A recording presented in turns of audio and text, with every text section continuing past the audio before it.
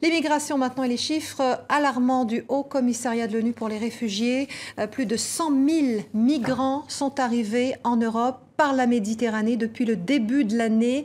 Le HCR évoque une hausse dramatique des arrivées, la plupart venant d'Afrique subsaharienne. Les pays d'accueil, eux, sont débordés. Ainsi, ce sont de plus en plus souvent les pêcheurs qui secourent les migrants. Illustration en Tunisie, Emmanuel Godard. La côte libyenne n'est pas loin, à peine à 50 km. Nous sommes à Zarzis, port de pêche sur la côte sud de la Tunisie. Chamzeddine est pêcheur et tous les jours ou presque, il voit au large des bateaux de migrants en détresse. Alors, lui et ses collègues vont repêcher ces hommes et ces femmes en perdition. Tous les bateaux ici ont sauvé des vies. La dernière fois, nous avons secouru 250 personnes à bord de 4 bateaux. Rachid était l'un d'entre eux. 19 ans, somalien, il tentait la traversée entre la Libye et l'Italie. Il a bien cru qu'il allait mourir dans son bateau de fortune.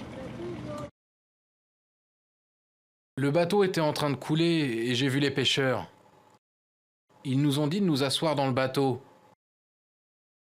Tout le monde criait « Aidez-nous, aidez-nous !» Les gardes-côtes sont dépassés par le flux de migrants de plus en plus important et avouent facilement s'appuyer sur les pêcheurs pour les aider.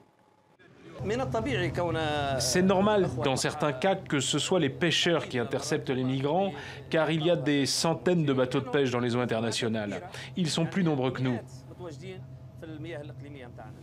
Face au nombre croissant de migrants débarquant en Europe, l'Union européenne envisage une action militaire contre les passeurs en détruisant leurs embarcations. Cette idée rend les pêcheurs sceptiques, ils ne comprennent pas bien.